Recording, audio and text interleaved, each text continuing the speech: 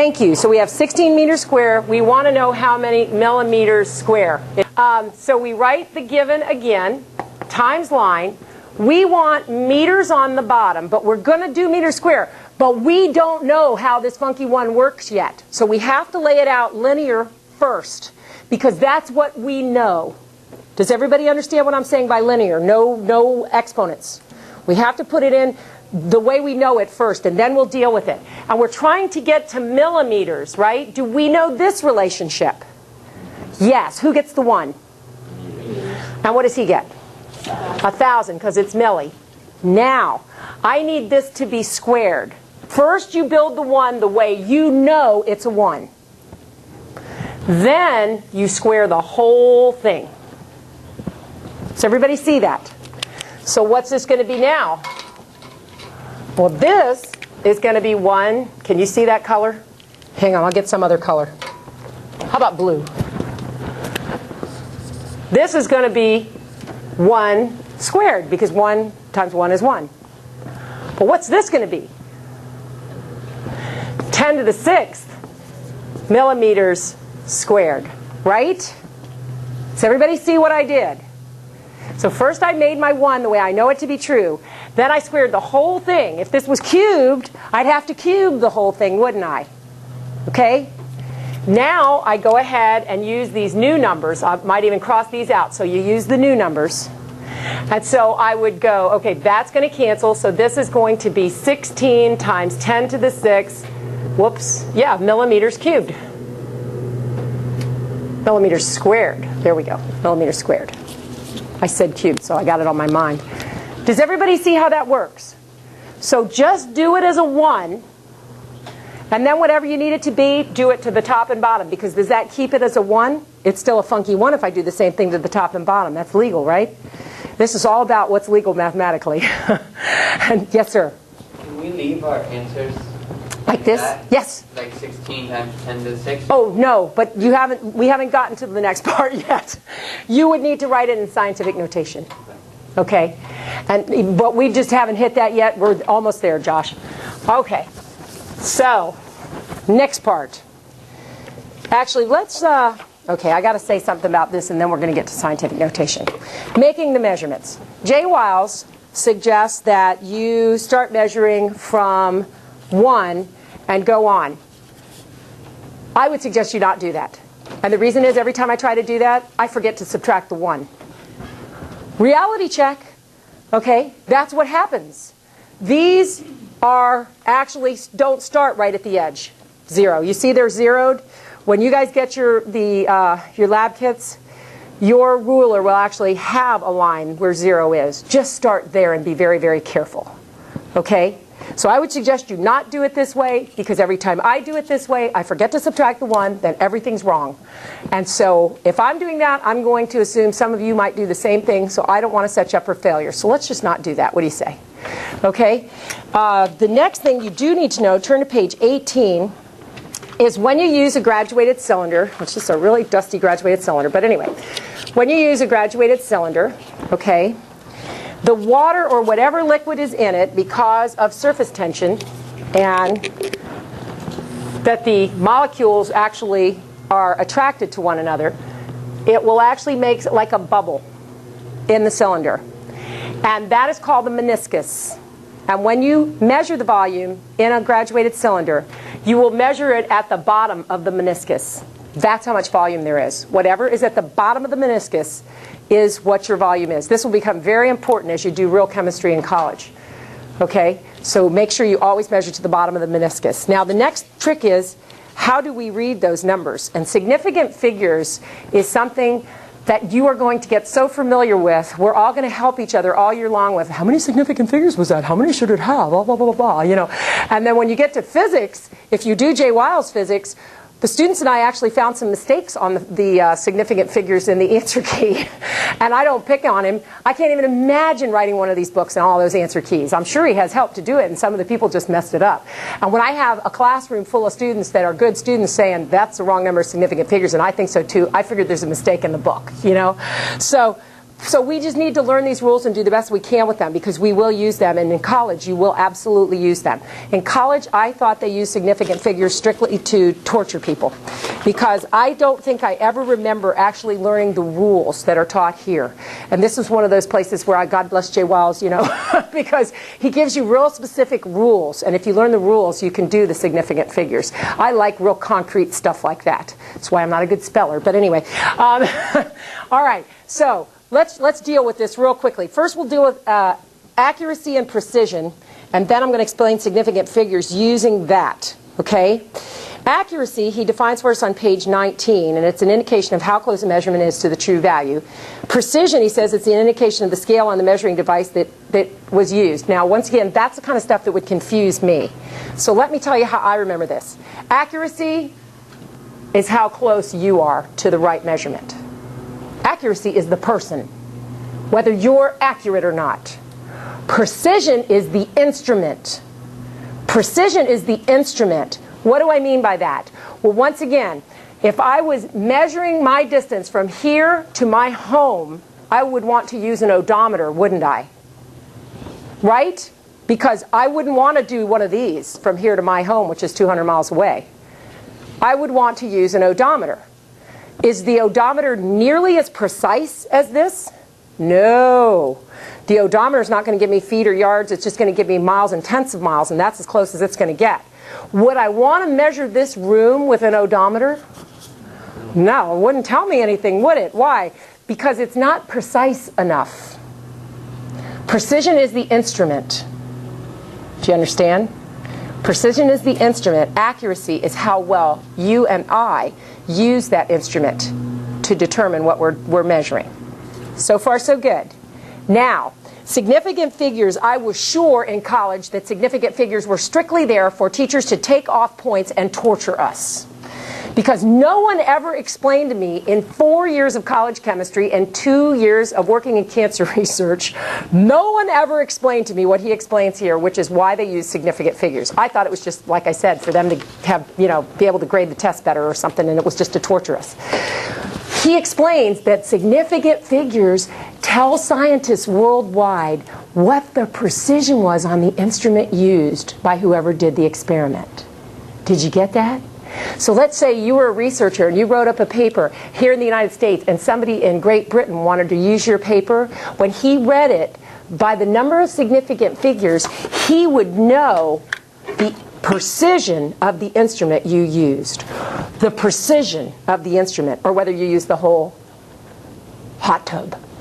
You see, he would know by the significant figures that you used. Why?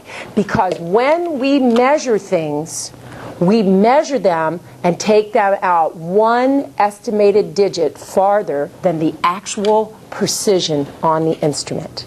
Did everybody hear that? You take it out one digit further than the actual precision on the instrument. So this is a graduated cylinder. It's got 100 milliliters on here.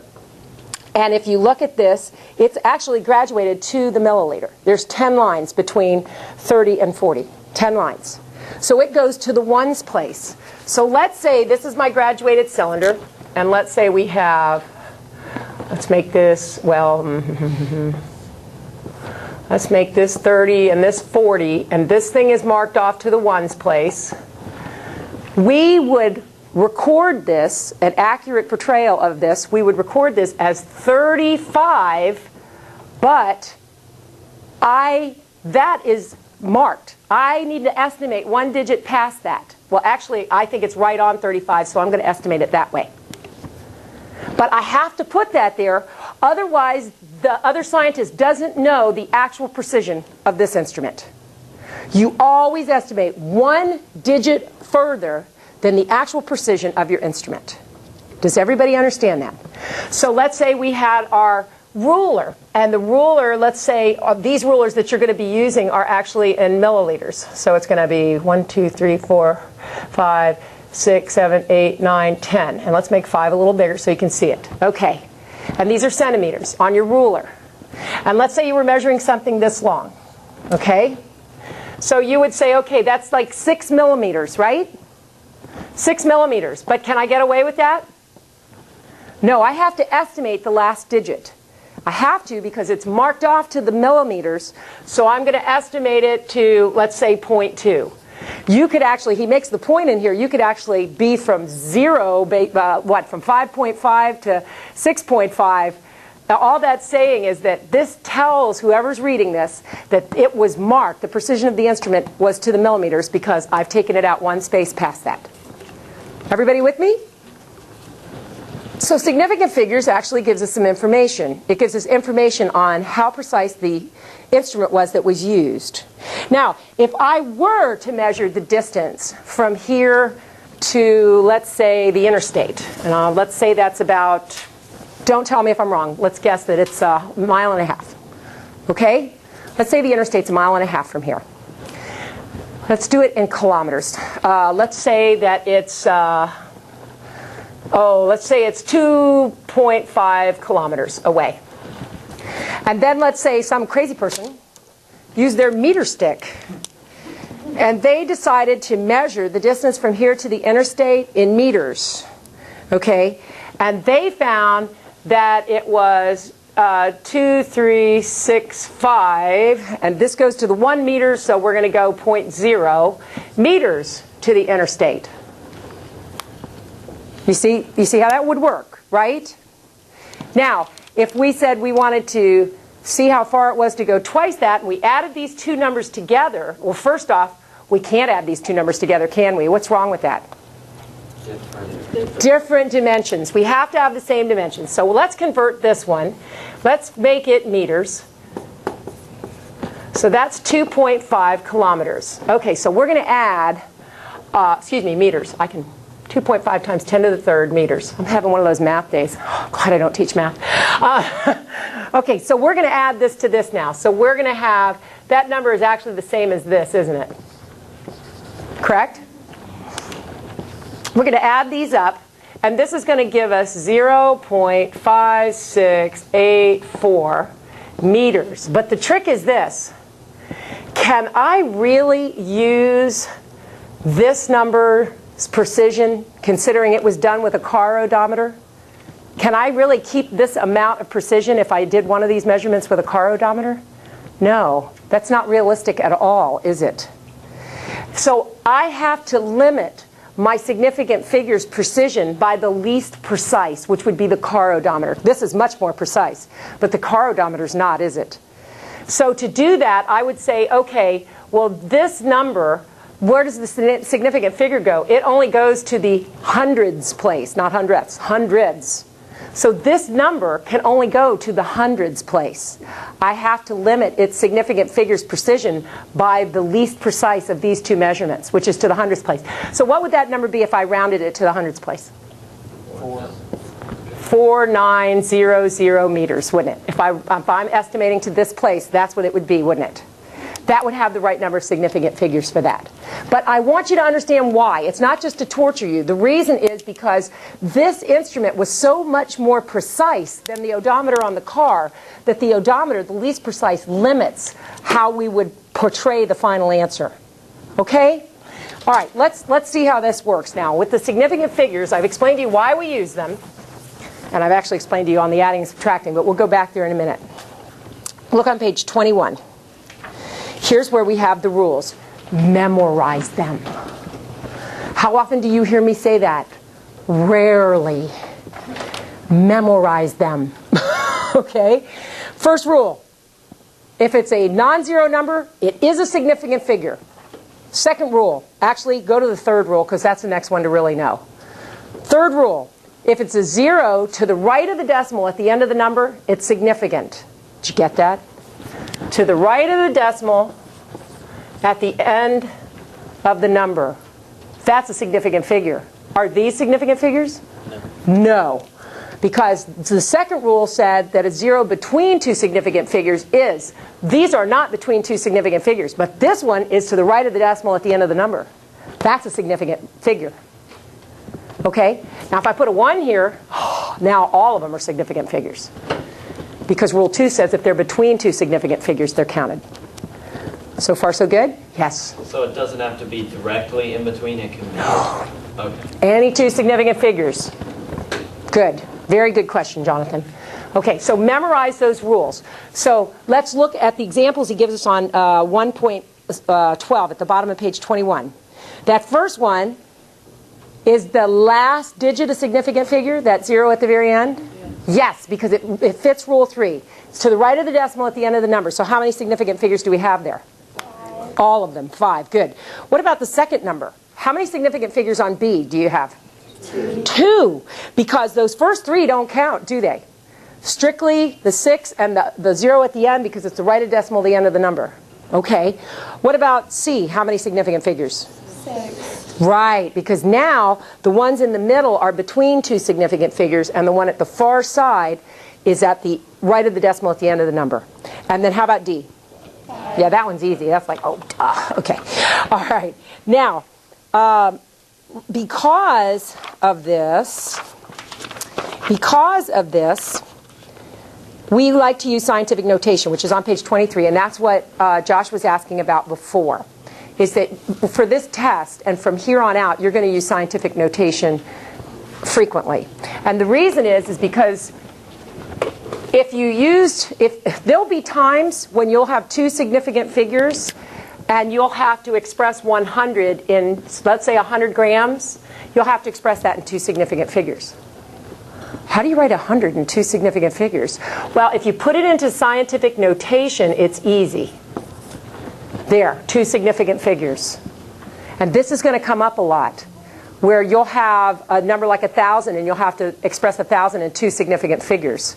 And so you'll put it as 1.0 times 10 to the third. And then you've got the right number of significant figures, but it's still telling you 1,000. Okay? So scientific notation, in case you've never played with that before, what you do is, I'm going to use letters here, A, B, C, D, E, F, G. Scientific notation, what you always do is you want to have 1 digit, these are digits just in case you don't know that. You want to have 1 digit to the left of the decimal. That's all. When it's scientific notation, you're only going to have 1 digit to the left of the decimal. So where's my decimal now? It's right here, isn't it? So to make this in scientific notation, I'm going to go 1, 2, 3, 4, 5, 6. So I'm going to rewrite this A point B, C, D, E, F, G times 10 to the 6th. That's how you're always going to do scientific notation. Let's say that this was 0.0 A, B, C, D. How would I put that in scientific notation? 1, 2. Now I have 1 non-zero digit to the left of the decimal place. So I would go A point B, C, D times, and I moved it 2 places to the right. So everybody see that? And notice this is a whole number and this is a negative number, a positive number, a negative number. Once again, that's the kind of thing on tests that would mess up Mrs. Frates. Ah! Is it positive or negative? Did I move it to the left or the right? Ah! Okay, that's the kind of stuff freaks me out. So, real easy way to figure this out. This was a whole number, big whole number, right? Gets a positive number. This was a fraction, gets a negative number. That was easy. I wish I'd have figured that out in college, because I sweat over that so many times. Oh my gosh, which way does it go? I just get so stressed. Okay, so if it's a fraction, it's going to have a negative up here when you get done for your significant figures. If it's a big whole number, you're going to have a positive when you get done with your significant figures. Does everybody understand how that works? Any questions on that? Okay, and so let's look at, and you see where that, actually things expressed this way are so much easier. In chemistry we work with some really small numbers and some really huge numbers, like super huge, like how many molecules are there in a certain amount of water, and you're like, oh my gosh, you know. It's really big numbers. And so you're really going to want to go times 10 to the 35th or whatever. You're not going to want to deal with that, all those zeros. It's just too easy to mess up. If you do not already have a calculator, I should have said this at the beginning, but it's okay because I just thought of it. You must have a calculator that does exponents, that you are comfortable with doing the exponents. So that when you put these things in scientific notation, you're able to go in and go 1.0 times, 10 to the third, and it'll do the times 10 to the third. If you do not already have one, I'm going to suggest to you, this is a TI-30. It's cheap. It's like 10 bucks. This is basically the same calculator I got all the way through college on. They didn't have graphing calculators then. I'm really old. Okay? But these things are easy to use. And if you get one of these, what you're going to do is you put the number in. Let's say it's 1.0 times 10 to the third.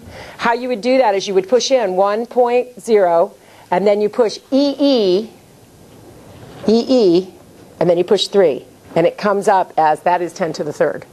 And then you can keep going and do whatever else you're doing. Okay? So these are easy. If you come in here and have problems and say, I don't know how to get it on my calculator, I probably will not be able to help you.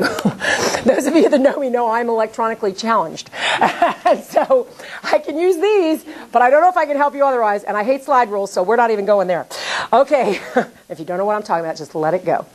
All right. So on page 25, if we were to, and I'm going to suggest one other thing. When you're doing these on your test, I would suggest, I don't know about you, but I make all sorts of mistakes, as you're already painfully aware of. And so when I do these on my test, I would actually take my pencil on the test, put it here, and make the humps. 1, 2, 3, 4, 5, 6, 7. Why? Because then I can count the humps. 1, 2, 3, 4, 5, 6, 7. And then when I rewrite this, I can just rewrite it times 10 to the 7th. Because I've got the little humps. It's just better to not make mistakes, okay? Because he's got some weird numbers here, and you just don't want to mess them up. Let's look at C. On C, you've got 0.1234987. Okay, so here you're going to want to go 1, 2, 3, 4, 5. So I'm going to go 9.870 times 10 to the negative 5th. It just helps me to read the little humps. It's like a fail-safe. You can go back and check it again. But it just helps me, so it may help some of you. Okay? And then if you were going to go the other way, let's do, I'm on page 25 on 114. If you're going to go the other way, oh my gosh, this first one is unreasonable.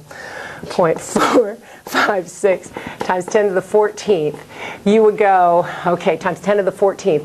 We're going to move this out 14 times. So we're going to go 1, 2, 3, 4, 5, 6, 7, 8, 9, 10, 11, 12, 13, 14. And then you get to go back and go, okay. But just watch what you're doing. You don't want to miss these kind of things just because, you know, you didn't count your zeros correctly, and that can happen real easily. How about this one? 3.5 times 10 to the negative 5th. That's a 5, believe it or not. It's just a really ugly 5. Here, we're going to go move this 5 times. To me, it's harder this way. 1, 2, 3, 4, 5. That's why I messed that one up before. And now I just put the zeros in the little loops and remove it from there, and I'm done. I don't like it when they're going that way. It just inherently messes me up more. And so I just put the little zeros in the little loops. Yes, sir? When you have a problem like C, and it says 0.00 whatever number of zeros, 9870, should you leave the 0 at the end? Yes. It is a significant figure. Very good question. It is a 0 to the right of the number, to the right of the decimal at the end of the number. So it is a significant figure. So on that answer, the answer would be 9.870 times 10 to the 5th. And the same thing for problem A, it would be 26789. Yes. So now on that one, how many significant figures are in A? 5. 5. Are any of those zeros to the right of the decimal at the end of the number? Are they between two significant figures? No. Okay? This is something, guys, practice it. Don't get frustrated and go, I'll just never get these significant figures. Yes, you will. We will do them together. And we're going to do them and do them and do them. So if you miss them a few times, it's okay. What I do is I actually take off separate points for the significant figures until I feel like you've had time to really get a grip on it. Okay? Because you do need to get it eventually, but I'm only going to take off minimal points for it along the way. So just don't panic and just try to apply the rules to the best of your ability, but memorize those rules. And like I said, if they're between two significant figures, they count. Those zeros count. So what's the trick? The trick is the ones to the right of the decimal at the end of the number. Otherwise, if you've got zeros to the right of other digits, but it's not to the right of the decimal at the end of the number, they don't count. So you got to be careful. Okay? All right, and then these are the two rules I was telling you about. On the bottom of page 25, and I'm going to have somebody else read this. And so I think it's Jordan's turn, isn't it? Jordan, would you read the adding and subtracting thing at the bottom of page 25? It's bolded, please. Yes. Adding and subtracting with significant figures. When adding and subtracting measurements, round your answer so that it is the same precision as the least precise measurement in the equation. Thank you. And I'm going to show you this in a minute, so don't panic. But the trick is this. You know how with fractions you have different rules for adding and subtracting than you do for multiplying and dividing? Hello, we're there. Okay? So we have different rules for significant figures depending on whether you're adding, subtracting, or multiplying and dividing. Same as fractions. Okay? So we're going to apply these in just a minute. When you're adding and subtracting, you are limited by the least precise number because you want to be limited by whatever the least precise instrument was. It's logical. It's not just torture. I was so glad to see there was logic to this. Turn the page, and Maris, would you read the bolded statement at the top of the page? Marissa, I'm sorry. Marissa, would you read the top of page 26, please? When multiplying and dividing measurements, round the answer so that it has the same number of significant figures as the measurement with the fewest significant figures. Thank you. That's the easy one. When you're multiplying and dividing, you count the significant figures. Whichever one has the least number of significant figures, your answer has to be the same as that one. That one's easy. The whole adding and subtracting, it's just like adding and subtracting fractions is a lot harder than multiplying and dividing them, right? Same thing here. So let's see how this plays out. Well, we're going to have to use the example here because that's all it gives us. So on the example problem, example 1.7, we have a student measures the mass of a jar that's filled with sand and finds it to be, and oh my gracious, look at all these numbers, kilograms.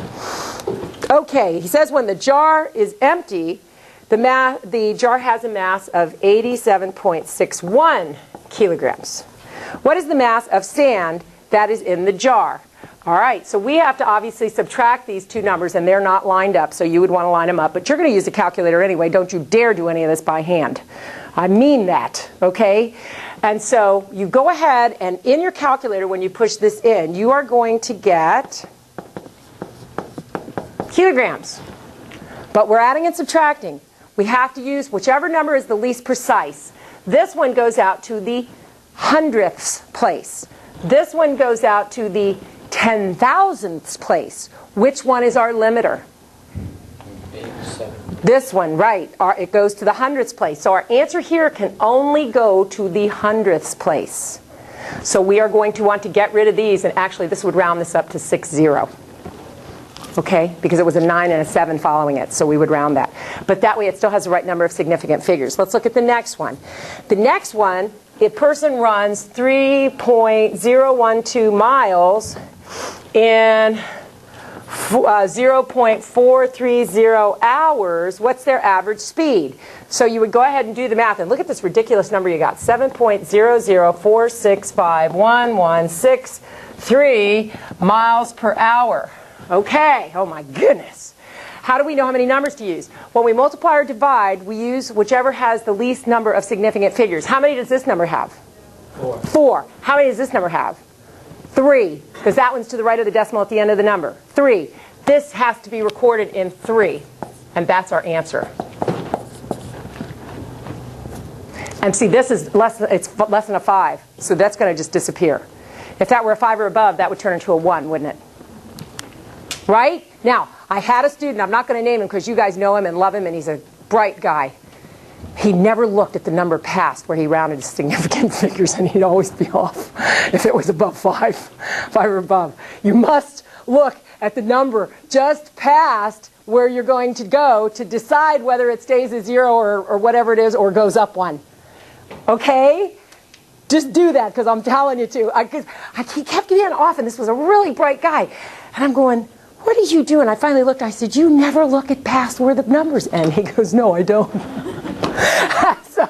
And that's like the only thing he ever missed. Really smart guy. So look past the last digit and figure out whether you're going to round up or round down. Okay? Okay, do you have any questions? Do you feel like you understand this enough to keep going now? Okay. What I want you to do, don't move. what I want you to do is you're going to finish this chapter. We are going to do one of the labs next week. If we have time, we might do both of them. But one way or another, you're to finish the chapter. You are to do, we don't have a study guide in this book. It's a review and then practice problems. The review is the intellectual, stuff, and the practice problems are the mathematical stuff. So you will do those to the best of your ability. If you have trouble, it's okay. We're going to do them together in class. It's all good. Okay? So don't breathe. It's all right. Pray. Always make sure you pray before you start. Pray before you do this stuff. Just keep praying. And then pray for me so that I get back here next week to help you. Okay. Anyway. All right, you guys. We okay? All right. God bless you. Have a Jesus-filled week.